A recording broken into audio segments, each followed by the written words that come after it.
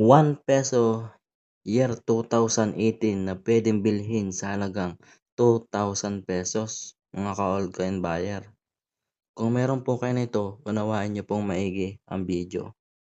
Ang year 2018 po ay may dalawang klase at ang isa nga po dito ay puwedeng bilhin sa halagang ₱2,000. Kung makikita niyo po 'to, ayan po, year 2018 po 'yan. Ang isa po ay lower mint mark, ayan, at ang isa naman po ay upper mint mark. At ang isa nga po dito ay puwedeng bilhin sa halagang ₱2,000. At ang sinasabi ko po na puwedeng bilhin sa halagang ₱2,000 ay yung upper mint mark, ito pong nasa baba, mga ka-all coin buyer. Kung meron po kayong ganyan na ₱1 NGC coin na upper mint mark year 2018 ay